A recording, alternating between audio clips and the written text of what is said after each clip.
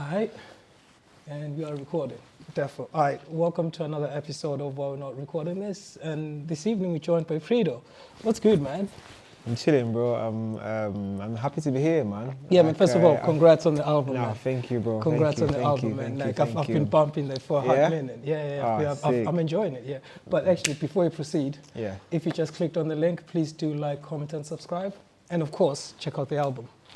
Blue Crocodile. Yeah, that's the one. Yeah. Blue Crocodile.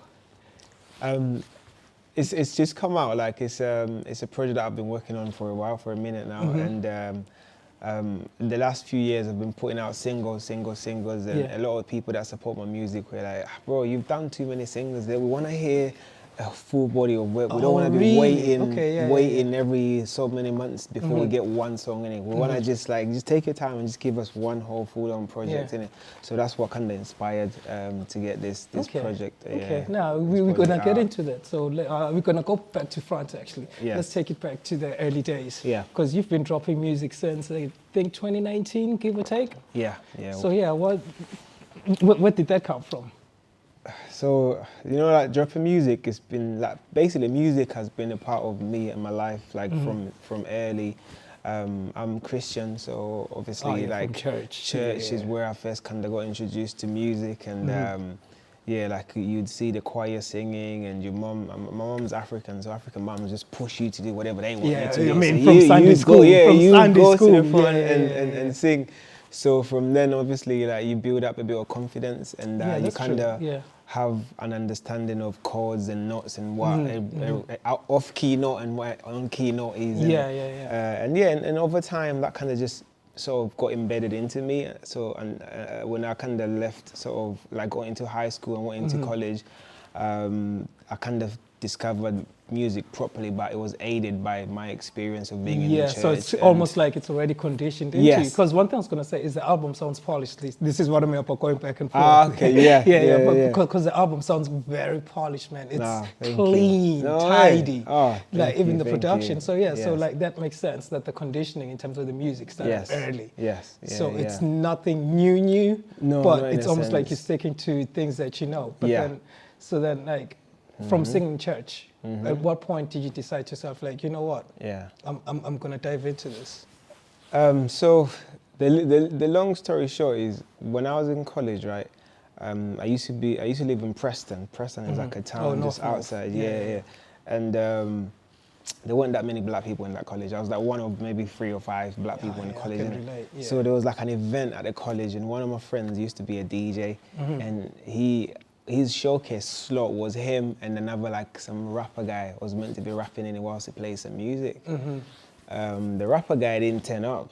Okay. He looked at me and said, "Hey, you black. You definitely. It's in your genes. You definitely can do this, innit?" So I don't know what got into me then, and I just kind of just stepped on the mic, and I don't know what I done. And obviously the crowd went crazy, innit? So from that little moment, you put a battery on your back. It was like, okay, maybe I should try and look into this, innit?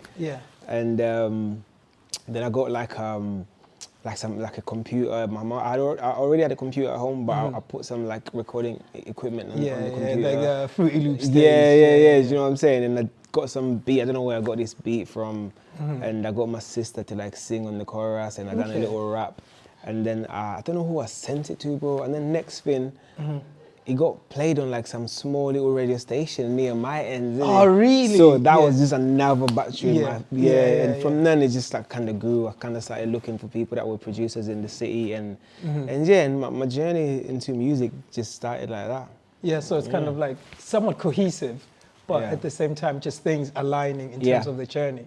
So then, like, since you mentioned Christian church, how did Mumsy react to you rapping? Because, you know, in the Christian community, rapping, like, you can sing, but as soon as you start rapping, that's different. You're doing something different. Like, but Mama, it's music still. Like, do you know what it is? I think, obviously, the older that I get now, I kind of do understand my family, and I do understand my mom.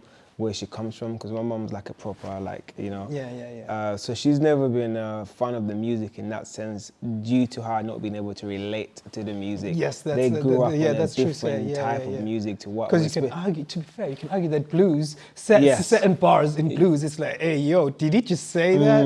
But at the same time, that's what resonates to them. That's what makes sense. And obviously as well, like being like an immigrant, somebody that's come from Africa and moved to the UK, my mom looks at it like, okay, you've come to a place where there's more opportunity for you, so try and go for something that will be more fruitful, because with music, it's people look at music as a hobby. It's not like a way of life in a sense. And especially like, obviously, in my family, I think I'm the first one to do music. So there's no one that they can sort of look back and say, all right, well, he's done somebody. Yeah, there's no reference. So you just look like you're throwing a life away, innit? So we had that little bit of back and forth about that. But I'm like so stubborn. Like I was like, listen, I'm living by myself. I'm not, do you know what I'm saying? I'm just gonna explore this. I'm gonna, I went to uni, obviously. I gave my degree to her. I'm like, Mom, I know your African parents, they want you to get that degree. Congrats on the degree. I have a degree too. It's one of those ones. It's like, you know what? I know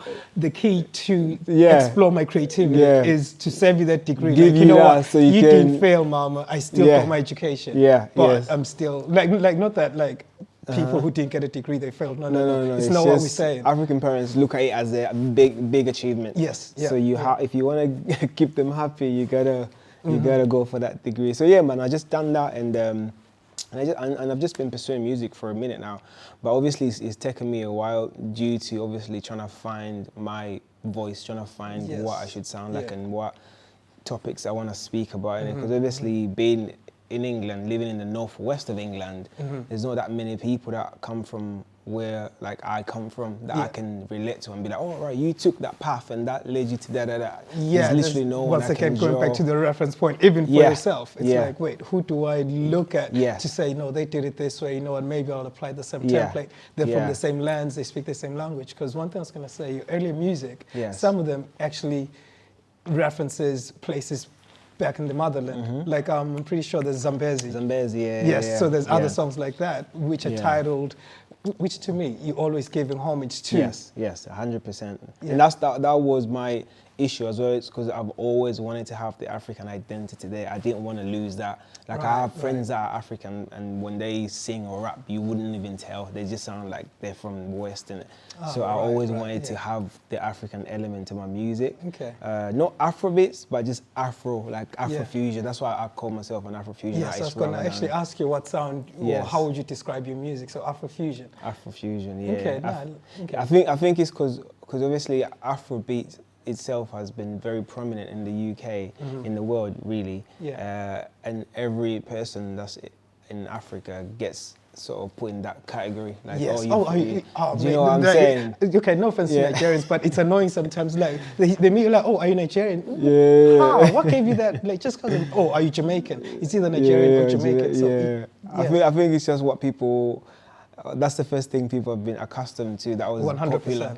So and obviously big respect to those two cultures, because my inspiration draws from them as well. Like I don't think I'd be as eager to make music if the Nigerians and the Jamaicans didn't do so well in it. They paved the way for us. So like even in my songs, you can hear influences that are Jamaican, influences that are Afro, like as in Afrobeats, like Nigerian. So I pay homage, but obviously at the same time, I wanna, just the way that they've repped their areas, I also want to be able to rep Southern Africa and Zambia in that sense. So yeah, that's me. No, like I hear that, especially the Southern African, because I can hear certain drum patterns. I'm like, no, these come from South. This is not West. This is not North. This pattern is from South. Yeah, definitely. So then, like, what was the transition like in terms of like, because you got a degree, but it's like, okay, now I'm going to take it seriously. And how long did it take for you to carve your sound, or was it trial and error, if I may call it like that? As you going through that process?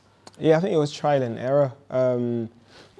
With music as well, it's a weird one, isn't it? Like you could make the best music, but if some stations or some big names don't co-sign it, it sounds like you're not doing anything. So you end up going back to the drawing board and changing something that's already good. Because somebody didn't co-sign it and say, oh, no, that's sick. So my one was like, I would make really good songs, and people are like, I don't know, that Afro stuff, innit? That we on grime right now, so do something grimy. So then I'll end up doing something more grimy, and do you know what I'm saying? Yeah. Because music, it's not necessarily about trying to fit in, but it's about trying to relate. Yes. So it's almost like you're trying to speak a language that they, or a drum pattern that they're going to resonate to. Yeah. But then, what does that look like in terms of then versus what you envision yourself?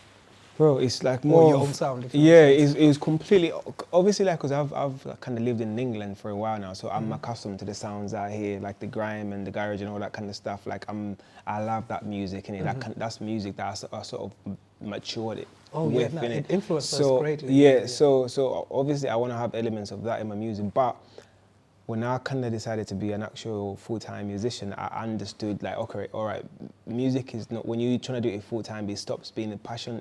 It's like 50-50, half passion, half business.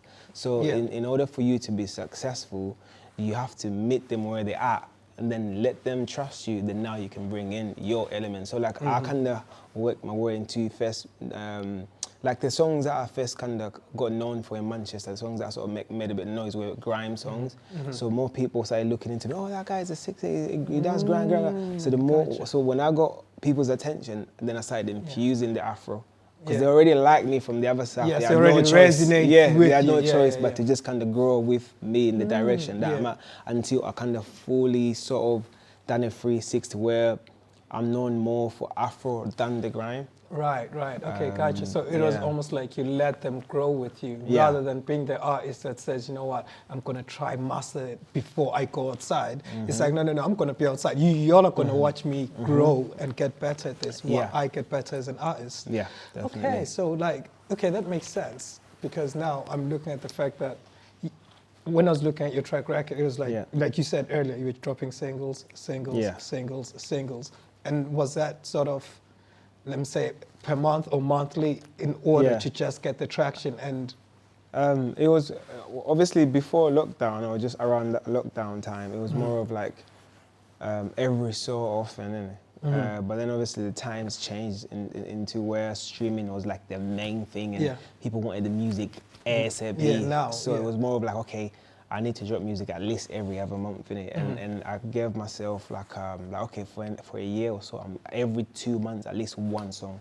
So so like the last 2-3 years, I just went super crazy with it. Like every month I was dropping something. So I was doing it like, I'll drop a song with a music video, and a song the next month without a music video to give me a breathing space, and then music video, and then So that was the formula that then allowed. To be fair, that same formula also allows you to build some sort of consistency in terms of your daily habits. It's like subconsciously, it's like, no, I gotta hit the studio. I know, 100%. So that it worked in terms of like, obviously people seeing me as somebody who was consistent and always active, but at the same time, that also was a negative effect on the art itself, due to you weren't giving people enough time to digest the music.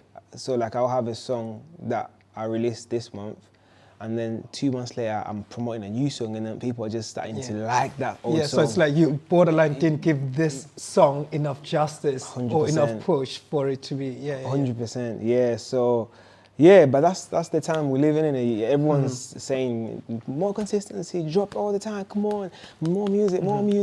People's attention spans are so low, so like don't stay on one song for too long, they'll forget. But you know, do you think that sort of being consistent per se, do you think it affected your creative process, if you know what I mean?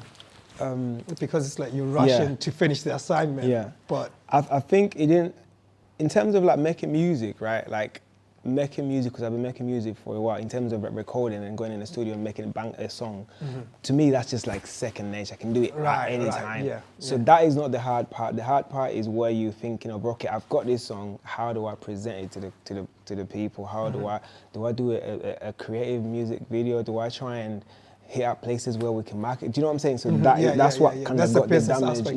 Because I didn't have time to think big, because it's like, in 2 weeks' time, I'll be onto a different song. So I've already got the next beat anyway, so I'm already... So there's no point overthinking this one. And then that kind of led to where I feel like, yeah, certain songs that would have done really well didn't get that much, you know. Credit, yeah. Yeah. So for you to do that, so to me, it sounds like you've got a team around you, or at least you needed a team to keep up with that sort of consistency. No, I didn't have a team, man. It was just a one-man band kind of situation. Yeah, even though producing. So with producers, I've got producers that I right. work with like more frequently. But in terms of like the marketing and doing things after the song's made, I didn't have it. It's only now that I've got like a small team that we kind of do things together. But other than that, because I'm still independent, I'm not signed. Everything's self-funded. Okay, I was gonna ask you, So it's like, it's still a struggle. But okay. You know. And then, so how was that transition from a bedroom artist to then performing in front of a crowd? And actually we are in the place that you performed this is where we had the listening party, so actually while we're here, shout out to Cupra, shout out to Cupra, because they came through, like how was that transition and being in front of a crowd? The transition was more of, the transition should have happened a long time ago, but you don't see yourself as that. You always think, I'm still that bedroom artist. So when people say, oh, bro, you're sick, it just sounds like they're just being polite. Like, don't let it get to your head. Yeah. Don't gas me. Yeah, do you know what I'm saying? And obviously that, as an artist, sometimes you need that to make you know that, okay, you're on the right path, be more confident in it. But for me, because naturally I'm just not that person who's been like, yeah, bro, I'm sick, I'm not, I'm just not, I've never been in it. I try to be, but it just doesn't come out. So it doesn't feel natural. It doesn't feel natural in it. So obviously it's taken me a while to kind of like start accepting that, okay, maybe people see me in a different light. But yeah, honestly, like it took like radio stations like WAWNRT and all these people to co-sign me and saying, oh yeah, Prido is so sick, it's doing great in Manchester, and then booking me for like these big festivals. So that is sort of slowly what kind of started now you kind of digesting, like, okay, like, oh, maybe I should carry myself in this way. Yeah. Right, so in terms of you doing it independently, did you do the album independently? Because you did say it took you a while to make the album. Yeah, so everything is independent, like everything is fully independent. I've had help from like, from institutions like the Mobiles and help musicians as well. So these are like bodies that fund musicians and help them on certain projects. Like, so they'll let's say like, they'll pay for if I need to go studio time and I need to do, so they'll cover like a certain, they don't do the whole thing, they'll just cover a certain portion in it. But other than that, like everything has been just solely independent, man. But since the launch of my EP, I've partnered up with Scruff of the Neck and Mist, so they're sponsoring the tour. So that's a bit of help that I'm getting on there. Okay, all right, okay. Because also, like, quick shout out to Savage, because Savage PNP, man. Savage PNP, because she's cool people. And like, how did you actually meet Savage? Savage, man, I don't even know how I met Savage. You know, like Savage has been like such a figure in the city that you just know, everyone just knows. If you're in the music, if you're in outside, the creative, you know outside. Savage. And I think like, she wanted us to work on something a few, like, I don't know if it was last year or the year before, but it just didn't, like, it wasn't the right time. We didn't align in terms of like what I was on and what she was trying to do. But I've always had respect for how she just like has her own unique way of putting on events, and they always just look sick, and the way she presents herself. She's ambitious, and she's there. It's actually inspiring. Like she's on smoke. So go on. So when we initially just had a conversation, I can't remember what conversation, how it started, but we ended up agreeing with. Actually, no, I think I remember.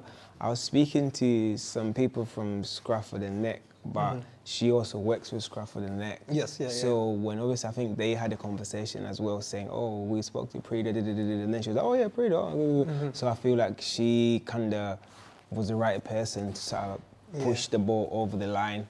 Because obviously like she's therefore in our scene, so she would relate to me more, and I relate to her more than if I spoke to maybe somebody directly from Scruff. So anyway, so from when we had our initial meeting, it's just we just found that we aligned so well. So everything, just ideas just kept flowing, and next minute we were doing the EP launch, and because this wasn't even part of the thing, innit? But you know, it's just what happens when people that are like-minded and are both ambitious and want to excel. And to be fair, it really speaks on the cosigns and how you treat people. Yeah. Because one thing I was going to say, when I met you, you were really cool people, man. And I just... Yes. Sorry, Mama, but I fuck with your energy. No, I mean, Mama be watching and then be like, ooh, your colorful language. I'm like, ooh, Mama, like, you get the sentiment of what I'm saying. But no, like, that speaks on the cosign. Like, can you just, like, briefly touch on the importance of actually being human first? Yes.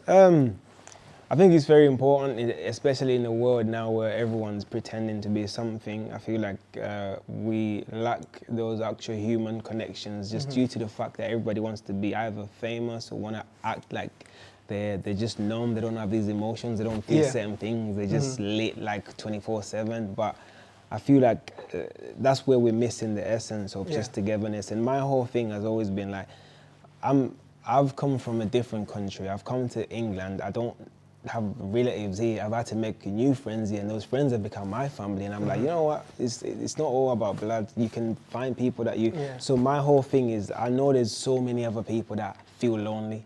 They feel they don't have anybody around. Do you know what I'm saying? So I've always just believed in this community thing of like, bro, if you meet somebody and they're just genuine with you, you have to be genuine with them. Yeah, just be straight up. Yeah. And they will ride for you way more than even your own family. Yeah, like, and that goes back to the cosign of you never know who's you never know people's reach or connections. 100%, and then like that goes back to that. And actually, coincidentally, I actually really like your play on words when it comes to gang and family, because that's essentially what you're speaking on over here. Can you just touch on that? I don't want to butcher it. I need to come up from your mouth. So I've got this community that I call Gamilee. So Gamilee is just basically, like you were saying, it's a play on words of gang and family. So my whole ideology behind that was, so many people feel depressed because they're not in touch with their actual blood-related family, that they end up overlooking anybody else around them that will give them those benefits of family. So I'm just trying to sort of push out this narrative saying, like, just, you know, like, people that are there for you, people that want to see you succeed, and people that just care for you in a sense. They don't have to be your family or related to you.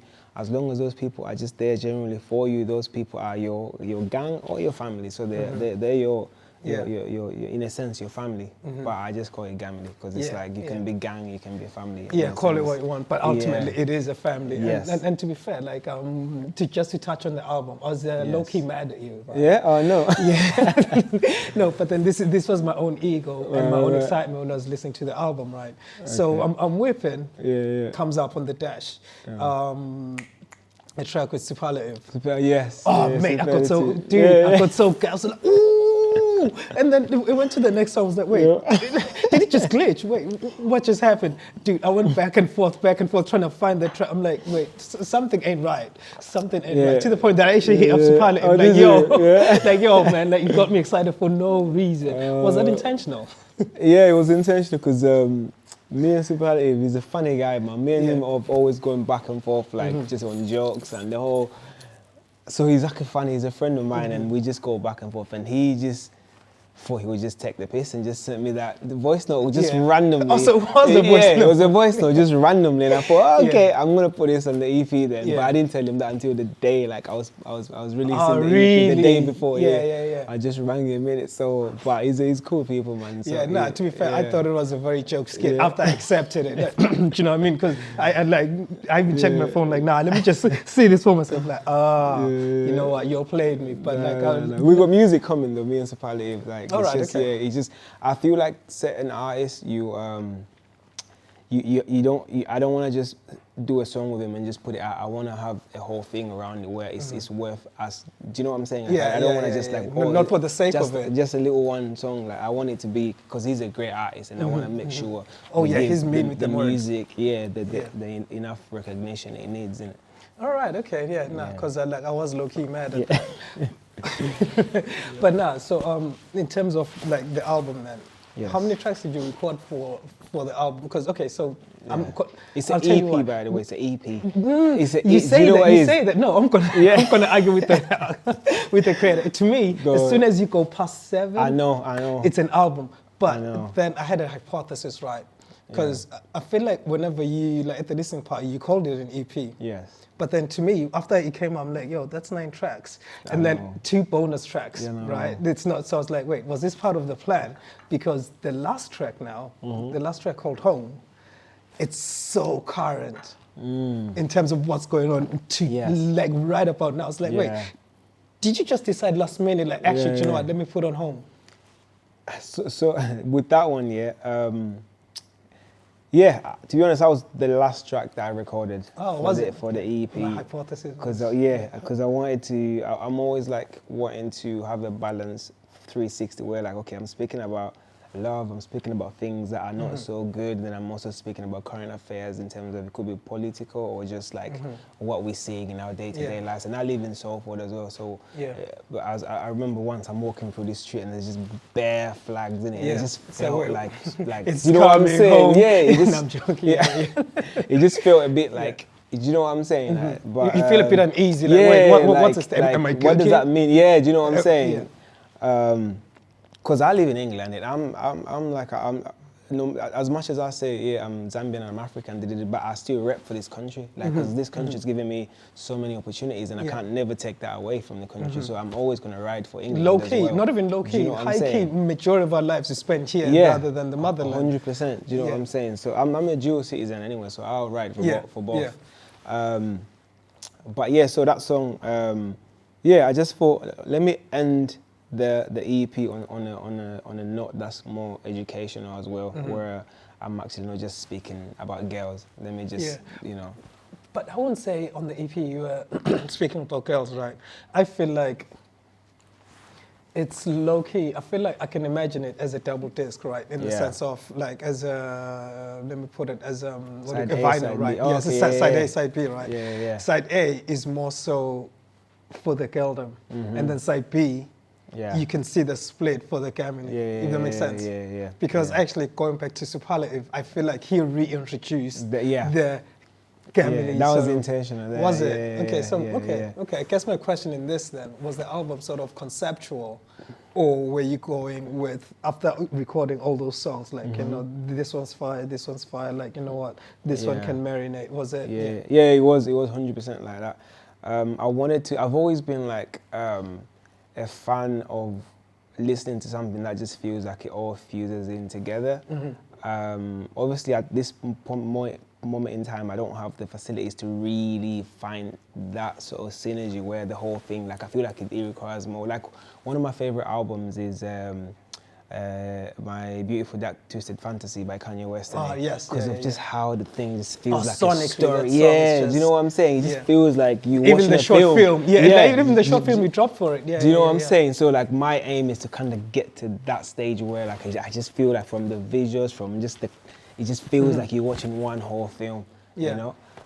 So I wanted to find a synergy where I can sing the soft stuff and then slowly go into the harder stuff and then come back into the smaller. I didn't want to feel like you're hitting a block, like boom, hard same, and then just complete opposite. So I wanted it to feel a bit of like a smooth kind of gradual change. I would say you actually executed that, because I hate bringing up Homie's name again, Gamilee, because after that kind of venting just hits hard. It's like, okay, I see what you did there, but obviously I'm just hypothesizing over there. And then actually another track is Stand Tall, because that one is low key.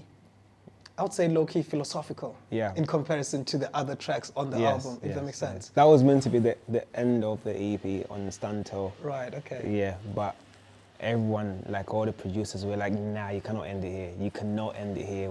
Because we had loads of other tracks that were like, you can't just... So we had to kind of figure out, okay, how then do we, you know, keep the... But Stand Tall is one of my favorite ones as well, because it's quite... go on.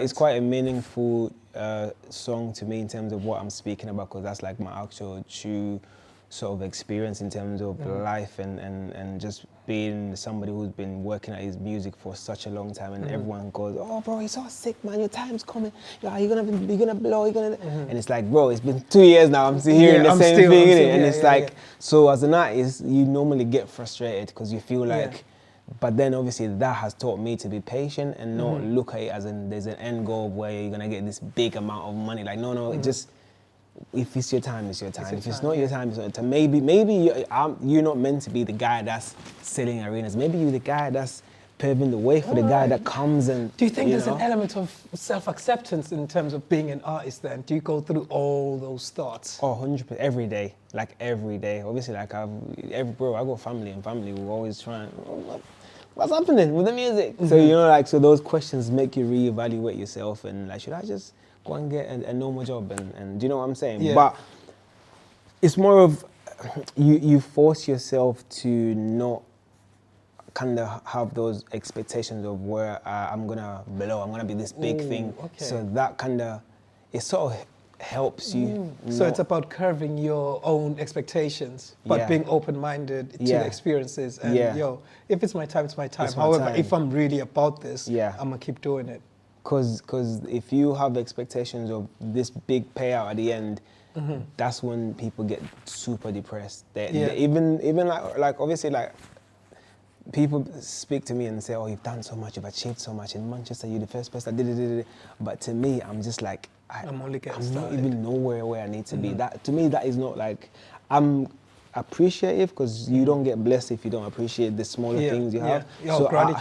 So I know like, okay, I need to be thankful because that shouldn't, like that done the stadium and that couldn't have been, there could have been this, thousands of other artists that are way better than me in a sense, like from in their fields. Yeah. But obviously I got the opportunity. So it's like, I need to be thankful for that. But at the same time, I know like, I could do crazier things in it. So it's just keeping that my brain in a balanced level where I don't get too excited and don't get too depressed. Just figure out that little...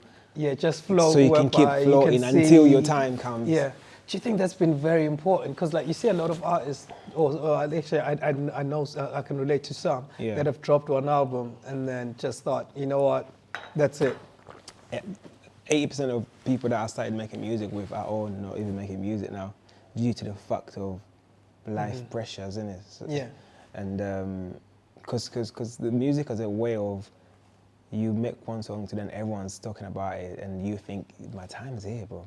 It's about to happen. And then just nothing for the next 2 years. Yeah. Do you know what I mean? So it's like just having your brain conditioned in a healthy space. Yeah, to be like, you know what? I guess it also comes down to, yes, you've made something that's dope, but if you're your own critic, you're gonna be like, you know what, actually I can top that. Yeah. Let me try fix. So, because as an artist, I'm sure even for yourself, like you probably listen to your own music, think, oh, actually, you know what, I could have said this bar a little different. You know what, maybe, I just thought of a part that I could have used there. Like, you know, one of those ones. All the time, bro. That's why I try not to listen to my songs as much after I've made them, because I know I'm gonna be like, I could have done this, or even just the mixes. Like there's I could say a handful of songs that I'm like, to this day, I'm like, oh, that was really mixed nice. Like I'm always just finding faults in the smallest, but I know like there's no perfection, so just put it out. Even this EP, when you were saying it's flawless, I'm just like, if I only had 10 grand to take it to. Yeah. But I know I would never release music if I thought like that. So now I'm just like, is it good enough to put it out? Yeah. You know? No, I hear that, because I guess even they're releasing, I mean, now I'm going back on myself. It's the fact that it allows you to move on to the next one and go even harder, because now you've gained enough experience to be like, actually, you know what, there was room for improvement here, there was room for improvement here. Definitely. So like, how many tracks did you record? I know we touched on it briefly. Yeah. Because you said it was a lot. No, it's a lot. It's because obviously think of it like I'm in the studio every other day, and sometimes I record like 2-3 songs a day. So all those songs are just sat down, and then time to release the EP. Okay, what songs good enough for this current period? Like what my actual sound did, like what. So there was honestly, like I would say, there was over 40 songs that could have gone into the EP. Yeah. But some of those were recorded a few years back. So but these ones are the ones that I was kind of, because at the end of the day, I want to put out things that I can also listen to. And like and be excited to perform, because that's another element of it. Yeah. So yeah, these songs that I chose are the songs that I feel like, I'll be happy to perform, and I'll be happy that people are singing them. Yeah. Okay, so based on your journey, do you, like, even like you just said about performing it, do you sometimes go through an element of imposter syndrome? Every time. Yeah. That's why, like, my DJ Cam, because he's been there from the day, like we've been together years, like, so he kind of, because he's a DJ, he's got a different ear for music. I listen to music emotionally, like, oh, okay, I love this song, but he's like, yeah, you love that song, but I don't think the crowd will love it the way you love it. But this song that you don't like, I know the crowd will vibe to this song. Yeah. So sometimes I'm on stage, I'm like, bro, I don't want to do that song, innit? He's like, okay, it's fine. Then when I'm on stage, you play the song. Then obviously, because it's played already, I have no choice. Now you gotta come correct. And then the crowd goes crazy, and I'm like, all right, okay, fair enough. Fair enough. Yeah. So sometimes I've been those people that just see what you don't see, because I'm the person making, like, you an artist, what you see to what your community sees completely different. Yeah, no, like 100% agree with you on that. Okay, so now, like, it's making me look at the way you write hooks different, because you are very good at, like, sort of being catchy. Like, not being too wordy on the hook, but at the same time, a hook that's gonna... Yeah, that was like, I had to go through a boot camp for that, man. Like, I remember when I was when I was in Preston, I used to record at this a record place called, it was called Records, and I was part of this group. And the guy, one of the main producers there, he had this old school way of, he had a vision, of what he wanted to hear. He would make the beat, give you the beat, do the song in it. And he'll leave you to do the song, and then he'll come back a few hours later saying, you done the song? Yeah, let's hear it. I think you can do better, do it again. Do it again, do it. So the same beat, you've written it for it like 6 times. So that conditioning kind of, it made me become what I am now, in terms of like my outlook on, okay, what's a verse supposed to be like, what's the chorus supposed to be like. And simplicity now is more of like key. Obviously as a musician, you want to be so like intricate and like you want to paint the big canvas, dissect, you want to create a puzzle, but like layers to the thing, but the crowd does not care for that. The crowd just wanna, is the melody good, can I remember this? That's it. Because like, I'd say actually not even just one song, all the songs on the album you can actually vibe to. Because I was listening to that, I was like, you know what, you curated this very well, because it doesn't matter when you play it, you can still vibe to it, even though some of them you talk about deep stuff. For example, like I just said, like actually even Big Gallivanting, I know it was a sort of, that was a tangent on the album. But like, is that why you made that song the single? Do you know what, with Big Gallivanting, it's a song that obviously, like I was saying, I'm a positive guy, right? So I'm thinking, okay, if I'm a positive person and I like grime music, I like that type of stuff. Big shout out to Yusuf Malima, but he's produced pretty much like 80% of my stuff in it. I wanted to create something that was grimy, something I can perform at festivals where like you don't know the song, but you can just, it's just gonna feel like But at the same time, I wanted to sound so gritty, but also have a message, because if you actually look at the lyrics, it's all positive. I'm trying to get to the youth, like, so Big Gallivanting makes it like run away from trouble. Like, don't be acting all dumb when you know that thing's gonna cause, you know what I'm saying? And that's why it sounded like a little low-key, even like, yo, what's this man on? So like, that's what I mean. Oh, okay, right. So I made that my first single, because I'm just trying to project like even bigger shows, bigger festivals for 2026. So I know if I get the opportunity to play a 1,000 whatever capacity place, I know that song will just go off, because just the bass and just like it's a even if you don't know it, it's gonna take it will get you attention first, and then now I can show you the rest of the catalog. Is that why, like, because listening through the whole album, there's no cursing? Was it also intentional to be radio friendly? I don't curse my music. All right, all my songs, I don't. That's just, it's never been me. Like, I feel like you can still put across your point without having to dress it up with profanity. Yeah, I just don't. I've never done. Yeah. You know? All right. Okay. Yeah. Actually, you know what? I mean, you already touched on Stand Tall, but I feel like that song was actually a callback to your other songs. Because when I was looking and listening to them, you hint philosophy every now and again, every now and again, and some of them have been about bide your time, just keep focus and do your thing, and then it's like okay, a nice callback. So, Homegirl, did she know that you're gonna put her as a voice note? Oh no, 5 a.m. 5 a.m. No, yeah. No, she did. Okay. She did. Now she does a lot of a lot of the voice notes and the sort of like I've got when I don't know if you've been to any of the shows, but when I'm about to go on stage, we have this thing that plays like, all right, welcome to the Gamilee experience. Okay. Basically, it's like you're. She's almost like the air hostess. Yeah, exactly. Like it sounds like you're at the airport. Strap in, type of thing. And she's just like cool people that just does it for us. So it was intentional. It wasn't just spontaneous. No, it was.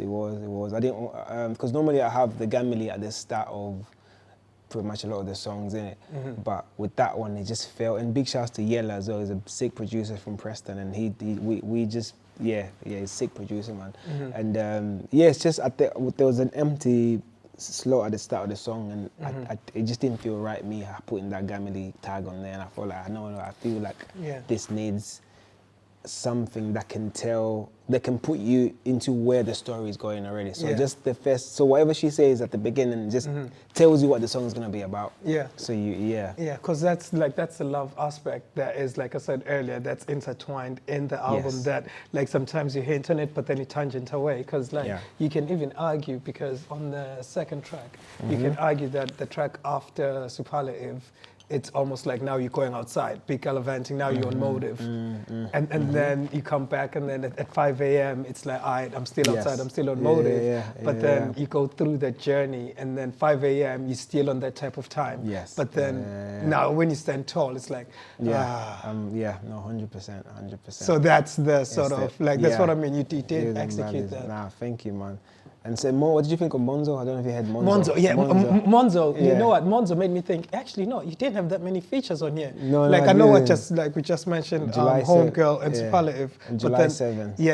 That's the only feature. Yeah. So that song was, that song is mad. It's like Big Scammer. But once again, that's you talking to the Gamilee.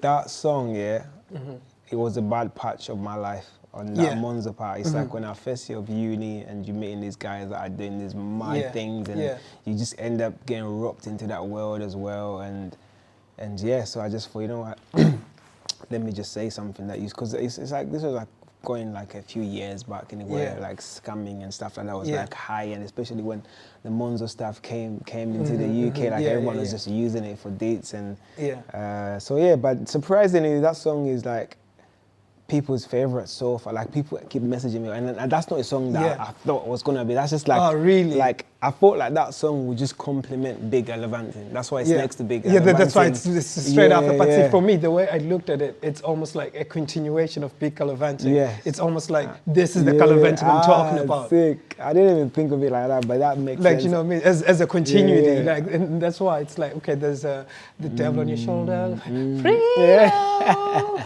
and then Big Gallivanting, and then it's like, oh snap, he's still on the mad one. And then Homegirl then comes in like, yo, It's like, right, okay. So like, was that intentional not to have that many features?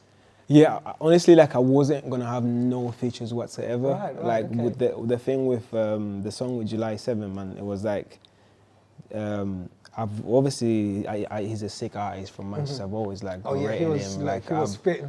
Yeah, I've done like a session with Sofa Club last year. A Sofa session where you do like a live session. Oh, so is it Sofa Sounds? Sofa Sounds. Yeah. No, it's just a Sofa Club. Sofa Club sessions. Yeah, it's a company that sells like chairs and couches. But they do this session. It's actually a dope concept. Yeah. So they do a session where they get the artist sat on the chair and there'll be a guitar guy and the piano.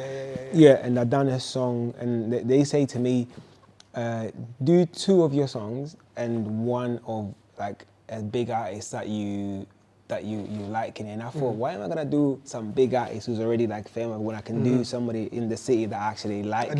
So I done like one of July 7's songs that I covered it in it. And yeah, because it's just something I've always rated, and we've always said, oh, let's work, but we've never worked in. One of them ones, And this was like, honestly, like I was just finishing up Fire, and he was like, yo, when we're working? And I'm like, bro, my EP is about to drop in it, so yeah, so I don't know, bro. I've got a song that I'm just finishing up, bro. I can send it you, see what you think. If you finish on time, but I knew it's gonna take him a while to send it back, so I would have been like, just, bro, we've already submitted it, so within 24 hours, the guy sent me the verse back. And I'm just like, oh, yeah, so now I'm that's Godspeed. It's like, do you know what I'm saying? And obviously, I sent big shouts to Legrand. Legrand Papi is the producer of the track. He's the one who also produced my previous one called Swerving. He's an amazing producer from Derby. He's from Congo originally, so he's like next door to me, like Zambia, Congo. So we kind of like it's just if you had a little same wave, you know, like same instrumentations. We're very similar. Anyway, so I sent him that verse as well, July 7th, and he loved it as well. So he just rearranged it as well, and it just worked so quick, bro. Like I had no excuse, but like you know what, this is fire. I have to just put it on. So that's why he's the only feature. I wanted to do a project where it was just solely me, so people don't think it's just because all these other people. So I wanted to be like, okay, let me certify myself first, and then I'll do multiple features. But that song just worked. Yeah. All right, because like that song worked. Like I said, to me, it's a continuity of the big gallivanting. And so, in terms of the colorway, because previously it was just red. Yeah.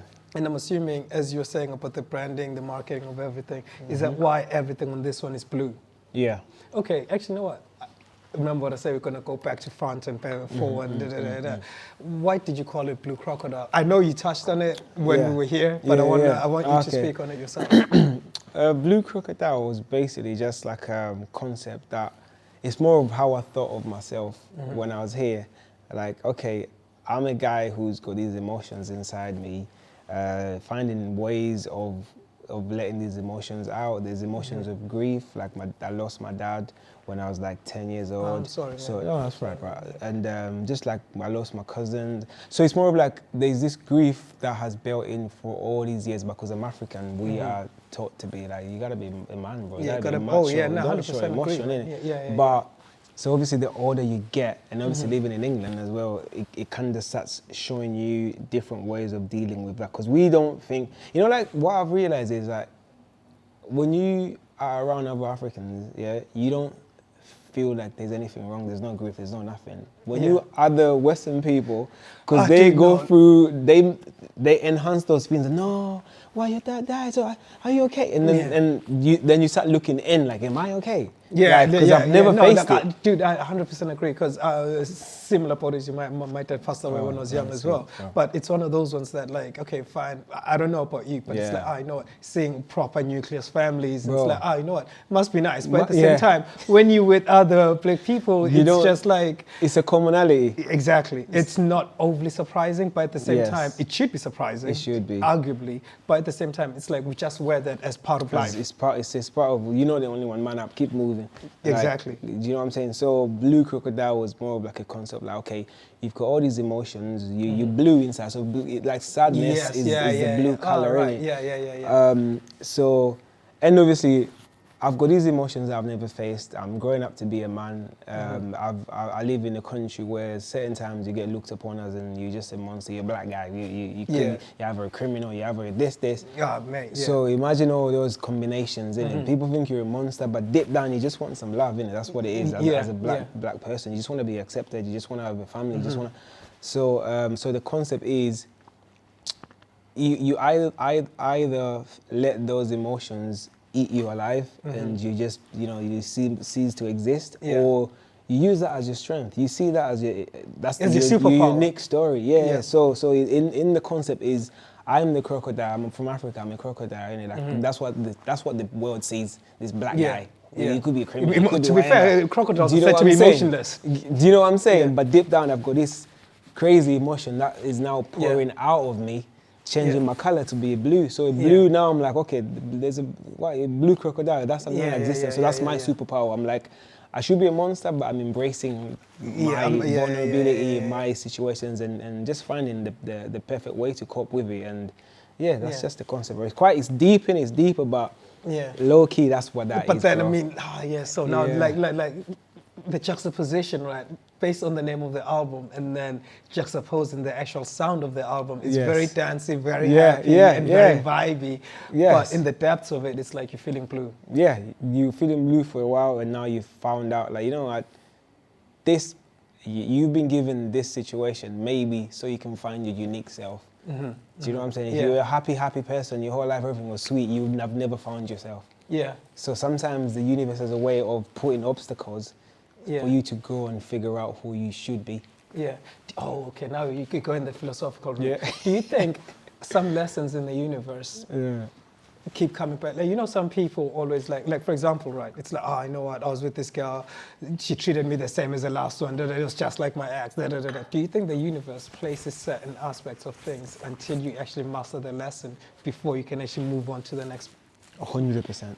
Yeah. I feel like if the universe sends you a lesson, you ignore it, you will get it again. Again and again until you get into the right path. And I feel like there's a time limit to how many lessons it will send you as well. So you have to have that wariness of like, maybe there's no more lessons coming. So to make sure, because it might be severe. So make sure if you know that, okay, that's the lesson, then try by all means to kind of adjust. Okay. You know? Yeah. Because not many people get lucky to keep getting these lessons, innit? Yeah. Oh, but sometimes I'll be looking at people. Well, like, okay, this is my younger self. It's like, yo, how? Like, it must be nice being you know? Because like, I'll be, life be testing me. But I'm hearing it. bro, it's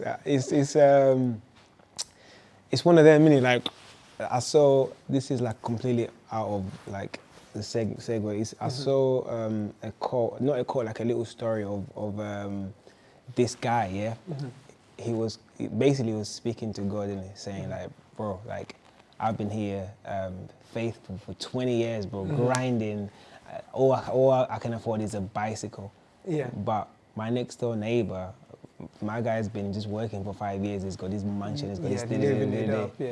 And then God shows this guy the future, saying like, look, you are been grinding for 20 years, but you've got another 50 years on top. The guy that's got the Mercedes, the whatever, he's only got 3 more years left. So he's getting the big blessings because he's going soon. Yeah. So that's why you should never look at people's situation and go like, why is he getting all these blessings? Yeah, I 100% agree with you on that. Because you don't know. And for me anyway, it's because like, I guess that's where the music influence comes into play. Because J. Cole on a song once said, ain't no such thing as a life that's better than yours. Meaning, you may think you're going through something, but trust me, it's actually well better than that person. Like, that person probably got health conditions and this and that. So love yours. That's also J. Cole's song, Love Yours. So right, okay. So in terms of this album, what was your reference album, or like what was your inspiration? Or was it the Kanye, That Twisted Fantasy? I honestly didn't have an inspiration in the sense of like, I try not to listen to other artists when I'm creating, because I know I'm going to be so influenced that I end up being, do you know what I'm saying? That's a real thing. You find yourself, because you digest it so much, it's almost like you low-key molding into 100%. I remember like, this was like a few months back, I was listening to like, it was just like after the whole Kendrick thing, innit? And then I went to see Kendrick Lamar, and I was just digesting Kendrick. It was so sick though. Kendrick. And then I was on stage one day performing, and I'm rapping this bit, and I'm watching back the playback, and I'm sounding like Kendrick on certain verses, you know, like the cadence, and I'm just like, see, this is subconsciously, the more you take in something, it comes out without you even realizing. So when I'm in project mode, I feel like, I don't try and listen to other people, because I know I will end up being so influenced that those things will seep through. Then I'll lose the Prido bit. I'll sound like, because I guess it allows you to actually fully explore you, rather than this element or that influence, even though it's dope, but it's like, rather than like, who are you as an artist? Okay, right, okay. No, give me 1 second. I need to extend my parking, innit? Because all right, you know these bills out here, bro. Hey, they bill it. It's too expensive, man. Whoever works in the council, bro, like, come on, give creatives like a little leeway. Like, give us a little badge that we can use and say, exactly. No, that's true. Like, quite similar to the disabled badge. And as to the disabled badge. That sounds wild. You know what? I'll work on my articulation, but you get the sentiment. It's like sometimes time just runs over, and sometimes we just need to be in certain spaces. 100%. Because, dude, last time I was here, I was recording, and I walked outside. Some dude was literally posted right next to my car, ready to give me a ticket. Oh my days! Like, I had to run. Oh man, like that was long. And to be fair, the ticket guys don't care, man. No, to be fair, it's funny because on that day, like, the universe just. It started there. It was weird because it was almost like it was dealing me certain cards, all right? Because that very same night, and thank God I don't drink when I'm driving, or I rarely drink. I got pulled over by the 5-0. Nah. Like, we've seen your car around town, we need to check if you've been drinking. I'm like, I didn't even, so why are you pulling me over? Just because you've seen my car in several places. You look like you just... You must have been, I'm like, wow, okay, okay, cool, nope. By any means, breathalyzed me, like, okay, good, and then I went on my way. But sorry about that. Drink driving is a bit of a mad thing. Like, I don't, what's happening now? Like, the Gets situation, bro. Like, fool me once, shame on me. Fool me twice, shame on. Well, can't put a blame on you. Fool me 3 times, and EA. But like this, that's mad. I don't even discuss news like that. But it's mad. Actually. That's a nice tangent, speaking on the Gets thing, because I think there's a song, and I'm just using it as a tangent, by the way. There's a song whereby he was talking actually about running someone over. So do you think lyrics have power like that when you're making music? Yeah, I feel like the tongue has power, right? So everything that you put out in one way or the other, it will come back in it. So it's like more, that's why you always have to speak positive about yourself. And this happened to me firsthand. I've got a song called Experience Mending, and in Experimenting, I was talking about like CCJs, isn't it? Like getting a CCJ, you know, like a CCJ, like gotcha. Bro, within like a few months, I got a CCJ, and then I got another one. So it's like what? Did you create that? Bro, I've never spoke about CCJs. I spoke about it in a song, put the song out, next minute I'm getting a CCJ. So now I'm like, everything that I'm saying, if it's negative, I'm not directing it towards me. I'm saying it in the way of like, okay, this is what it looks like negative. In the world. Yeah. But when I'm speaking about myself, I have to speak positive. I have to speak life. We're gonna get money, we're gonna get health. Speak life. We're gonna, do you know what I'm saying? Because honestly, bro, like, it is so real. Like, the things that you put out in the world, it just has a way of coming back. Like that, like, it messed me up. Because even actually Snoop Dogg, Murder Was the Case, and They Blame Me. Do you remember? Snoop Dogg put out a song, this was in the early 90s. Put out a song, Murder Was the Case, and They Blame Me. Guess what? He got a murder charge. Well, you have to be careful, man. It's until science, because obviously people will only believe something when science has a way of explaining it. So until science explains it, do you know what? Like, see that, like that kind of messes with my mind, right? Because it's like, I actually seen something somewhere that said, people who say, no, I believe in science, it's kind of like saying, God created the car, but you believe in engineering. Who's the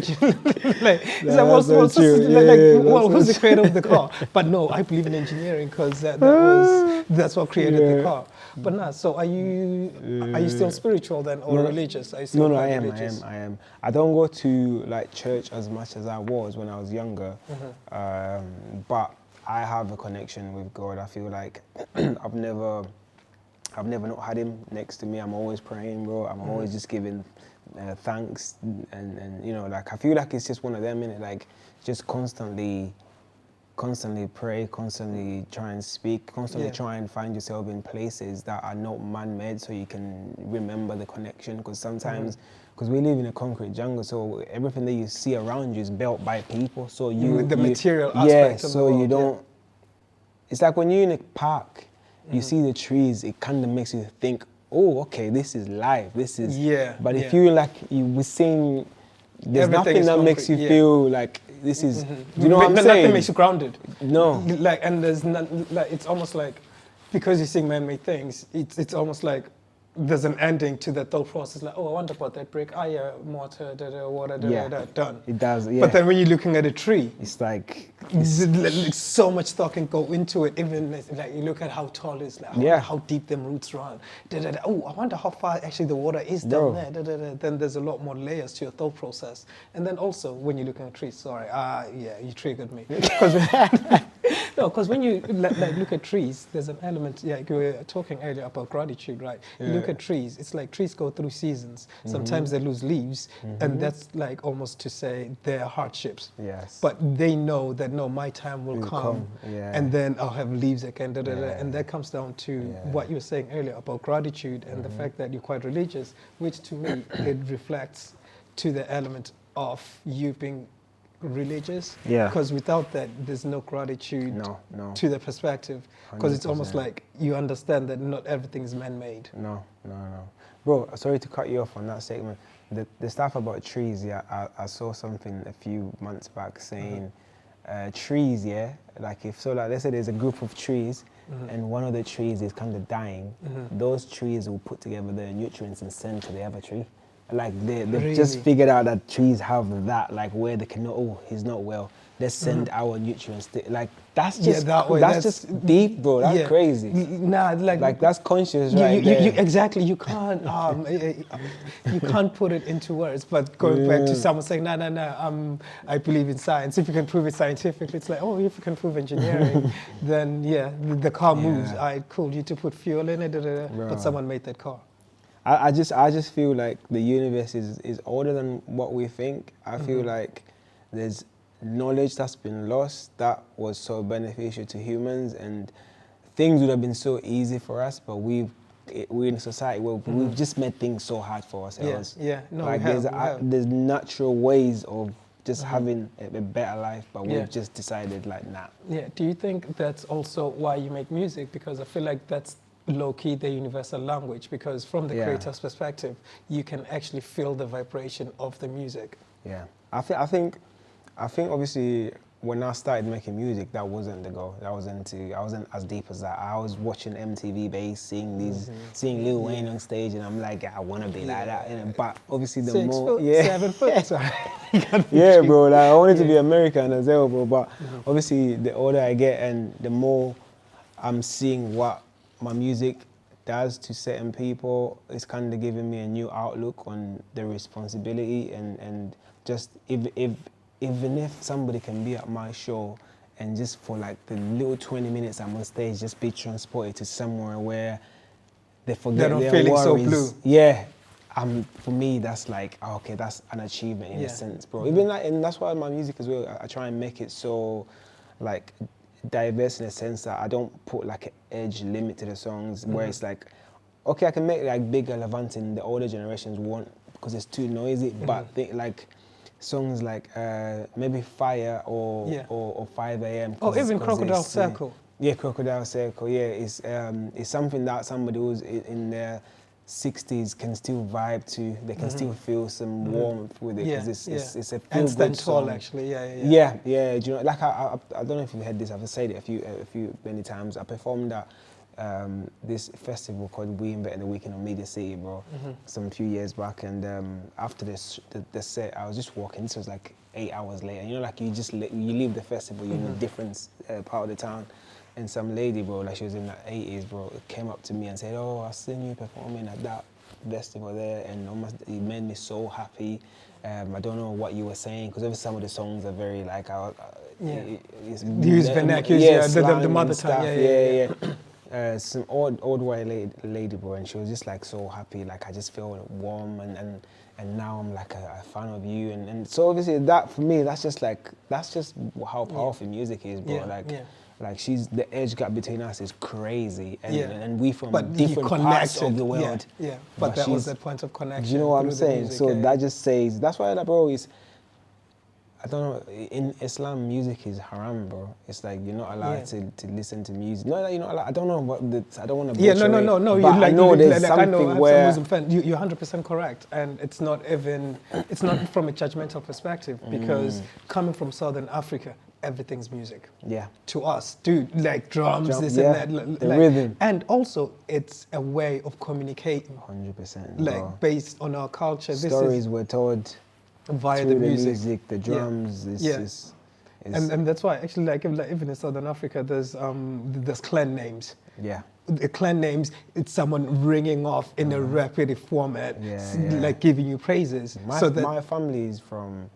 I'm from Zambia, but I'm Ngoni, so we originated from South Africa. Yeah. So Ngoni. Because part of the Nguni tribe. Yeah, could be. We were running away from Shaka Zulu, but that guy was. Yeah, he was on a mad one. But at the same time, he's a warrior. He's a warrior. Every empire has that, bro. Every empire has that. Yeah, but low-key, he was on smoke. Nah, he was, bro. He was. But all right. No, like it's quite interesting. So that's what I mean about our clan names. They play a major role. Yeah. Even some actually say that's where rap comes from. Or like rapping like that. They do say, bro, like I remember I was watching this documentary and it was saying that rap came from, it was some tribe of these guys from Africa. It basically, they made the connection from Africa to America where rap came from. But obviously, it's not credited like that. But I know with the drums they're gonna and the take pattern, you to Brooklyn. It definitely came from. Yeah, to be honest, sound, Africa has been known for, dude, even the horns, like it's low-key all we know. So like, I'm not disagreeing that music is haram or it's not. I'm just saying in different places in the world, it resonates differently. They know how powerful it is. That's why maybe it's haram, because it can influence. It can influence you without knowing. Yes, that's the yin and the yang aspect of it, I guess. Yeah, no. So like I think that's why in my case, my responsibility is, what are you influencing people? Because then you will be reliable for, you'll be liable for what people do with your music. If somebody gets influenced to go and murder somebody, you can't say, no, it's not me, I just made the song. It's like, well, you could have made a positive song. Yeah, or someone who's a huge fan, and it's like, oh, I know what, I believe whatever Prido says, and like, you know what I mean? No, and now, tying it back to the trees, it's almost like if they need nutrients, now if other trees were feeding other trees poison, all the trees are dying. Jeez, he's speaking, bro. All right, okay, no, I think we've been talking for a hot minute, but since you finished the album then, so what are you listening to since you finished the album? At the moment, I'm listening to, the most immediate person I'm listening to is a guy called Skeet. He's a UK R&B Jamaican dancehall, like, you know that dancehall R&B? I kind of just got put onto him by the D-Twins. D-Twins, I shout out the D-Twins. These are the two girls that perform with me, the dancers.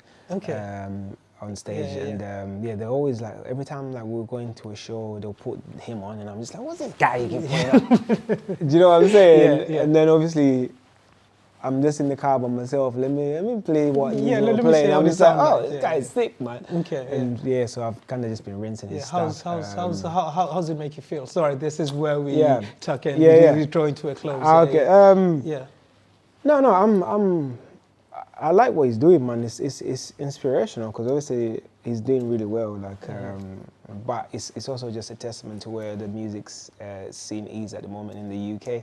I feel like due to social media as well, everyone has they can have their own lane without being on every major channel. Do you know what I'm saying? Because back in the day, if you're not on the main channel, then you're not famous. But now people can have their own little or if you're not on radio, then like we haven't heard. So I'm listening to that, but then the most thing that I'm doing, I'm just trying to promote my tour that's coming out, man. Speak on the tour, like feel free to plug yourself. Yes. So the name's Prido. I'm gonna be going on tour. I've got an EP that's just dropped called the Blue Crocodile. But we're taking that EP on tour as well. So we're gonna do Manchester Academy on the 27th of February, and we're gonna do a London Strong Room on the 20th of February. The tickets are out right now, so you can get those on my on my social media or on Savage PMP website. But yeah, man, I want to see you guys there. The tickets are selling really good now, so I feel like in the next few months we might sell out, as we did for the EP, and everybody was trying to hit me up for tickets and I couldn't do anything about it. One of them was, can you get me in? Yo, am I too late? Yeah, do you know what I'm saying? I got loads of those, but there's nothing I could do. So yeah, man, let's, if you like positive music, if you just want to come through and in an environment that's just positive, good energies, and just meet like-minded people and just have fun, man. Yeah, come through, man. I would love for you to be in the building and just share this experience. But yeah, man. So the Blue Crocodile tour, the tickets are out right now. This is the, get yourself some merch as well. And yeah, man, I want to see you there. Exactly what he said. And if you tuned in thus far, thanks for tuning in. It's been a very, very dope conversation. Thank you for having me, man. Thank you. Man. And I'm a believer of each one, teach one. And I feel like you taught something on this one. Cheers. And this has been another episode of WAWNRT recording this. Peace, love, and wisdom. Thank you. Peace.